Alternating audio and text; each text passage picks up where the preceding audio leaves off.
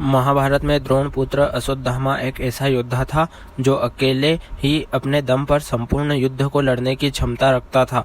कौरवों की सेना में एक से एक योद्धा थे। पांडवों की सेना हर लिहाज से कौरवों की सेना से कमजोर थी, लेकिन फिर भी कौरव हार गए। महाभारत युद्ध के बाद जीवित बचे 18 योद्धाओं में से एक अश्वत्थामा भी थे। अश्वत्थामा को संपूर्ण महाभारत के युद्ध में कोई नहीं हरा सका था। वे आज भी अपराजित और अमर है।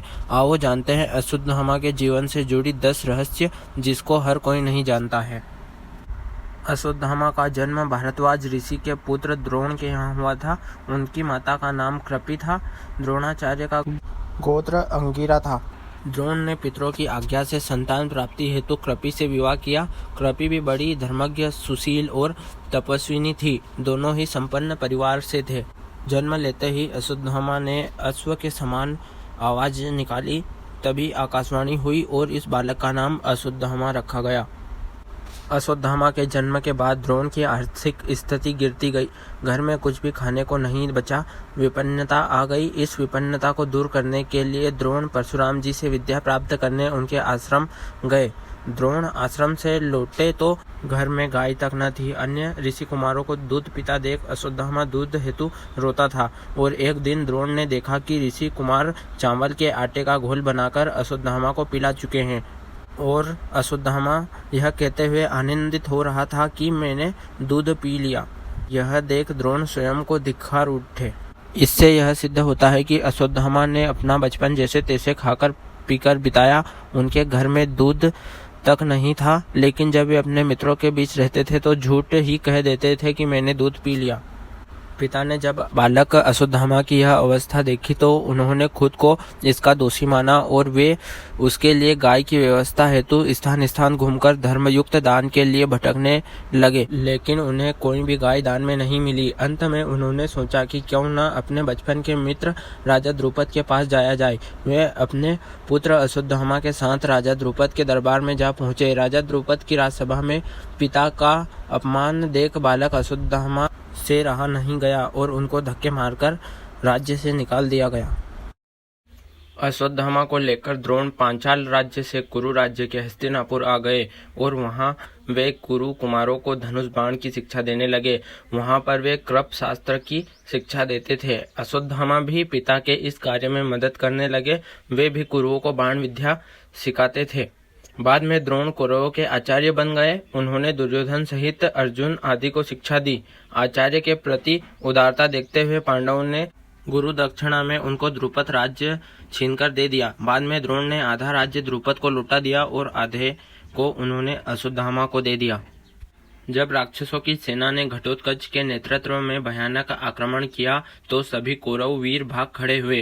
तब अकेले ही अश्वत्थामा वहां अड़े रहे। उन्होंने घटोत्कच के पुत्र अंजन पर्वा को मार डाला। साथ ही उन्होंने पांडवों की एक अक्षयणी सेना को भी मार डाला और घटोत्कच को घायल कर दिया। अश्वत्थामा कौरव सेना के प्रधान महारथी थे। कुरु राज्य ने अपने पक्ष की 11 अक्षयणी सेना को 11 महारथियों के सेनापति में संगठित किया था। ये थे द्रोण, कप, शल्य, जयद्रथ, सुदक्षिण, कृतवर्मा, अश्वत्थामा, कर्ण, भूरिश्वा, शकुनी और ब्रह्मलिक। अतः अश्वत्थामा 11 सेनापतियों में से एक प्रमुख रखता था। इधर युद्ध में अर्जुन, कृष्ण, युधिष्ठिर, भीम, नकुल, सहदेव, द्रुपद, धृष्टद्युम्न तथा घटोत्कच आदि लड़ रहे थे। उनके रहते हुए भी उनके देखते ही देखते अश्वत्थामा ने द्रुपद, सुत, सुरथ और शत्रुंजयी, कृंतिभोज के 90 पुत्रों तथा वाल्मीकि, शतानिकी, जयाश्व, हेमावाली तथा जयसेन जैसे वीरों को रण में मार डाला और युधिष्ठिर की सेना को भगा दिया था। अश्वत्थामा द्वारा किए जा रहे इस विध्वंस को देखते हुए पांडव पक्ष में भय और आतंक व्याप्त हो गया था। अब अश्वत्थामा को रोका जाना बहुत जरूरी हो गया था। सभी इस तरह विचार करने लगे थे, अन्यथा अगले दिन हार निश्चित थी। भीष्म के सरसैया पर लेटने के बाद 11वें दिन युद्ध में कर्ण के कहने पर द्रोण सेनापति बनाए जाते हैं। दुर्योधन और शकुनी द्रोण से कहते हैं कि वे युधिष्ठिर को बंदी बना ले तो युद्ध अपने आप खत्म हो जाएगा। जब दिन के अंत में द्रोण युधिष्ठिर को हराकर उसे बंदी बनाने के लिए आगे बढ़ते हैं, तब अर्जुन आकर बाणों की वर्षा से उन्हें रोक देता है। नकुल युधिष्ठिर के साथ थे, वह अर्जुन भी वापस युधिष्ठिर के पास आ गए। इस प्रकार कौरव युधिष्ठिर को नहीं पकड़ सके। लेकिन द्रोण की संहारक शक्ति के बढ़ते जाने से पांडवों के खेमे में दहशत फैल गई थी। पिता पुत्र ने मिलकर महाभारत युद्ध में पांडवों की हार सुनिश्चित कर दी थी। पांडवों की हार को देखकर श्री कृष्ण ने युधिष्ठिर से छल का सहारा लेने को कहा। इस योजना के तहत युद्ध में बात फैला दी गई कि अश्वत्थामा मारा गया, लेकिन युधिष्ठिर झूठ बोलने को तैयार नहीं थे। तब अवंतीराज के अश्वत्थामा नामक हाथी का भीम द्वारा वध कर दिया गया। इसके बाद युद्ध में यह बात फैला दी गई कि अश्वत्थामा मारा गया। जब गुरु द्रोणाचार्य ने धर्मराज युधिष्ठिर से अश्वत्थामा की सत्यता जानना चाही तो उन्होंने जवाब दिया, अश्वत्थामा मारा गया परंतु हाथी। श्री कृष्ण ने उस समय शंखनाद किया, जिसके शोर के चलते गुरु द्रोणाचार्य को आखिरी शब्द हाथी नहीं सुन पाए और उन्होंने समझा मेरा पुत्र मारा गया। यह सुनकर उन्होंने शस्त्र त्याग दिए और युद्ध भूमि में आंखें बंद कर शोक में डूब गए। यही मौका पाकर द्रोणाचार्य को निहत्था जानकर द्रौपदी के भाई धृष्टद्युम्न ने तलवार से उनका सिर काट डाला। यह समाचार अश्वत्थामा के लिए भयंकर रूप से दुखद था। पिता का छलपूर्वक हत्या के बाद अश्वत्थामा युद्ध के सभी नियम को तोड़कर रख देता है। पिता की छलपूर्वक मृत्यु से दुखी होकर अश्वत्थामा मजबूर होकर नारायण अस्त्र का प्रयोग करता है, जिसके चलते एक झटके में ही पांडव सहित उनकी संपूर्ण सेना नष्ट हो जाती। सभी नारायण अस्त्र से नष्ट हो जाते, लेकिन पांडव को इस अस्त्र से बचाने के लिए तुरंत ही कृष्ण उनसे अपने अपने अस्त्र त्याग कर रथ के नीचे उतरने का आदेश देते हैं और कहते हैं कि सभी नारायण अस्त्र के सामने आत्मसमर्पण कर ले, अन्यथा मारे जाओगे। सभी पांडव और सेना ऐसा ही करती है। समर्पण से ही वे सब भी बच जाते हैं। जब अश्वत्थामा यह देखता है कि सभी पांडव बच गए तो वह अस्त्र पर संदेह होता है। तब वह अर्जुन पर अग्नेस्त्र का प्रयोग करता है, लेकिन कृष्ण के कारण अर्जुन फिर बच जाता है। तब अश्वत्थामा को बड़ा क्रोध आता है। वह अपना धनुष फेंक देता है और अपनी विद्या पर संदेह करने लगता है। 18वें दिन कौरवों के 3 योद्धा शेष बचते हैं, अश्वत्थामा, कृपाचार्य और कृतवर्मा। इसी दिन अश्वत्थामा द्वारा पांडवों के वध की प्रतिज्ञा ली गई, लेकिन समझ में नहीं आता कि पांडवों को कैसे मारा जाए।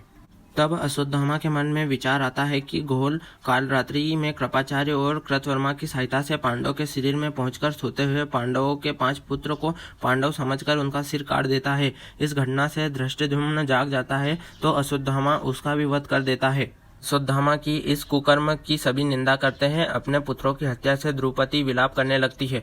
उसके विलाप को सुनकर अर्जुन उस नीच कर्म हत्यारे ब्राह्मण पुत्र अश्वत्थामा के सिर को काटने की प्रतिज्ञा ले लेता है। अर्जुन की प्रतिज्ञा सुन अश्वत्थामा भाग निकलता है।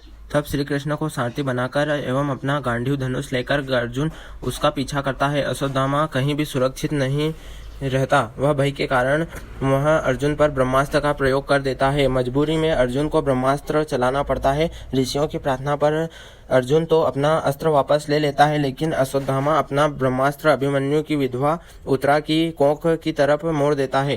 कृष्ण अपनी शक्ति से उत्तरा के गर्भ को बचा लेते हैं। अंत में श्री कृष्ण बोलते हैं, हे अर्जुन, धर्मात्मा सोते हुए असावधान, मतवाले, पागल, अज्ञानी, रथहीन स्त्री तथा बालकों को मारना धर्म के अनुसार वर्जित है। इसने धर्म के विरुद्ध आचरण किया है। सोते हुए निरपराध बालकों की हत्या की है। जीवित रहेगा तो पुनः पाप करेगा। अतः तत्काल इसका वध करके इसका कटा हुआ सिर द्रौपदी के सामने रखकर अपनी प्रतिज्ञा पूरी करो। श्री कृष्ण के इन वचनों को सुनने के बाद अर्जुन अपने गुरुपुत्र पर दया आ गई। उन्होंने अश्वत्थामा को जीवित ही शिविर में ले जाकर द्रौपदी के समक्ष खड़ा कर दिया। पशुओं की तरह बंधे हुए गुरुपुत्र को देखकर द्रौपदी ने कहा, हे आर्यपुत्र, ये गुरुपुत्र तथा ब्राह्मण है।